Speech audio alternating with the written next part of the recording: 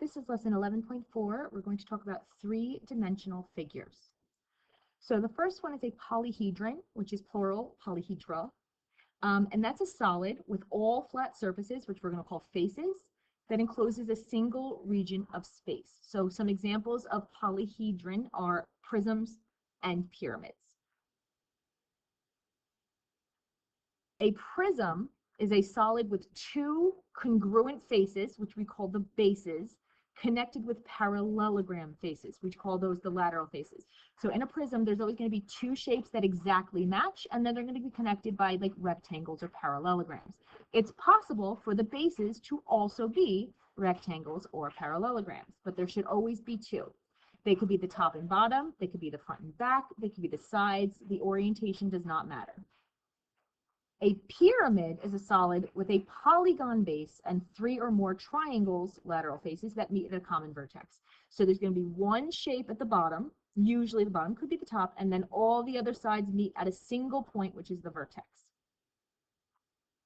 Some other solids which are not considered polyhedra are a cylinder, which is a solid with congruent parallel circular bases connected by a curved surface. So here the bases are the circles. A cone, which is a solid with a circular base connected by a curved surface to a vertex. So basically, a cone is like a circular pyramid, and a cylinder is like a circular prism. And then a sphere is the set of points that are equidistant from a given point. So set of points in space. So it's not just around in one direction, it's in every direction, any point the same distance away from that center. So polyhedra are named by the shape of their bases. So here we have a triangular prism because these two sides are both triangles. This is a rectangular prism. We could say these two sides are rectangles. And this is a pentagonal prism because we could say the top and bottom are pentagons. These are all pyramids. We could say they all meet at this top point. So here the bottom is a triangle, so it's a triangular pyramid. Here the bottom is a rectangle, so it's a rectangular pyramid, and here the bottom is a pentagon, so it's a pentagonal pyramid. So we're just going to name each of these solids. We want to be as specific as possible. So these two are both prisms. This is a pyramid because it meets at a single point. So focusing first on the prisms, we're looking for what is there exactly two of. In A, there are exactly two hexagons. The front and back of my shape are hexagons. So this would be a hexagonal or hexagonal prism. In B, no common point. This is a prism, and I could say maybe the top and bottom. Let's just outline it instead. Those are rectangles. So this would be a rectangular prism. Our last one met at that single point, so we're going to look at the shape opposite it, in which case it's the bottom, which is a square or rectangle. We can't actually call it the square because we don't know if both sides are the same. So this will be a rectangular pyramid.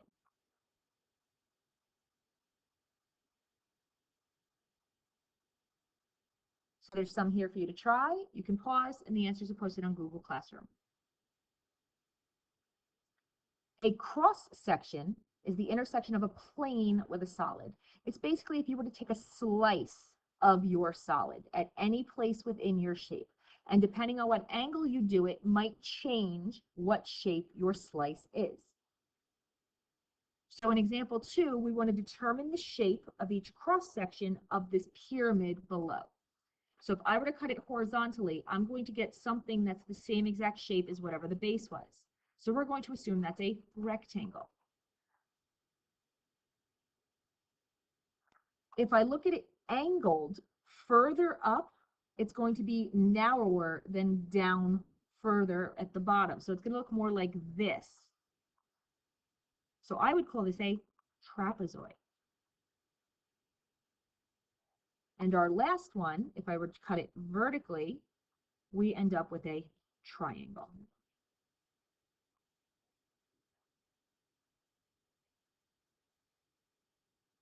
So here, this is half of a sphere, which is called a hemisphere.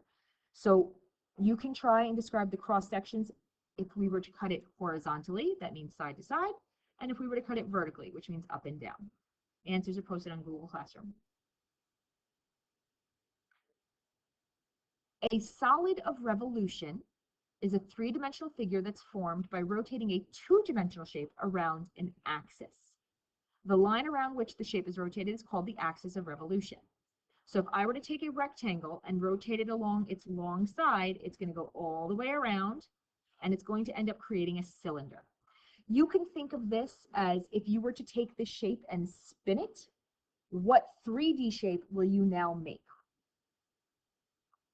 So if I were to take this triangle and spin it, I'm going to end up with a circle that still meets at a point up top. So this is going to end up looking like a cone. So here's one for you to try. You can pause. The answers are posted on Google Classroom. The last thing we'll talk about in this lesson is density. So we've talked about population density, but now we're going to talk about density in general. And density is the measure of how much mass is located within a specific volume of space. So here, mass equals density times volume. Density equals mass over volume. And volume equals mass over density. I will tell you the one I associate most with this will be density equals mass over volume. So a lot of times I have to start with this equation and rework it to go solve for either volume or mass separately. If you know these formulas and you want to go straight to them, that is fine. So here are some units to look out for, because mass is another word that we associate with weight. I know it's not truly the same thing, but mass is going to be given to us in weight measurements. So mass is grams, kilograms, milligrams, pounds, ounces, things like that. Volume, the volume we will be focusing on is going to be volume of solids, which means it'll be something like cubic centimeters or cubic meters, cubic inches, cubic feet. But you can also do actual volume like liters and milliliters. And then the density, because it's going to be mass over volume, it would be a mass measurement over a volume measurement. So all the density measurements will be written as fractions like this, like grams per milliliter or kilograms per meter cubed. All right, and something important to remember is density is not necessarily associated with the size of an object. So small objects with a large mass can have a high density, like ball bearings, gold bars, they're very heavy. But large objects with a small mass can have a low density. So if you had a sheet of balsa wood or a hot air balloon, even though it's very large, it's not that heavy comparatively. In example 4, it says a figure with a mass of 189 grams has a volume of 17.3 cubic centimeters. Find the density and round to the nearest thousandth. That's 3 places. So if density equals mass over volume, then I'm going to take the mass of 189 grams over the volume of 17.3 cubic centimeters. And after I've divided 189 by 17.3, I would have 10.9248. So that 8's going to make the 4 turn into a 5. And my units are going to be these units here, grams over cubic centimeters. So that's my density.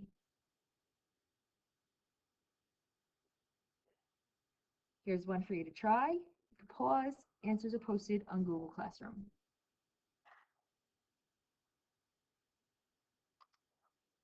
So example 5, a figure with a mass of 16 pounds has a density of 0.874 pounds per cubic centimeter.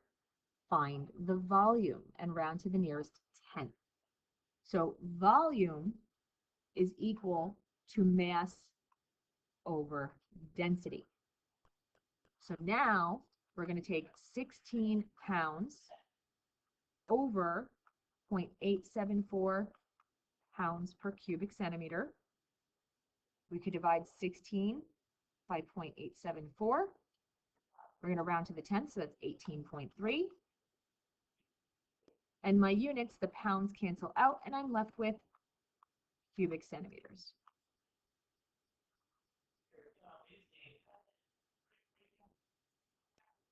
Here's one for you to try. You can pause. Answers are posted on Google Classroom.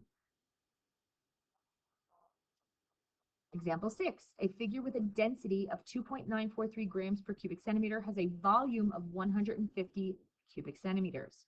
Find the mass round to the nearest tenth. So the mass is equal to the density times the volume. So my mass will equal 2.943 times 150. Oh, I lost my units. Grams per centimeters cubed, and this one was centimeters cubed. So the centimeters cubed are going to cancel because that was on the bottom, that's on the top. So my answer is going to be in terms of grams. So 2.943 times 150.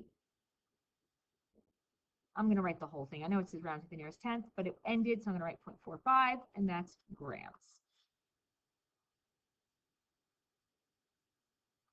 So this is the last problem for you to try. The answer is posted on Google Classroom. But that is it for our introduction to three-dimensional figures.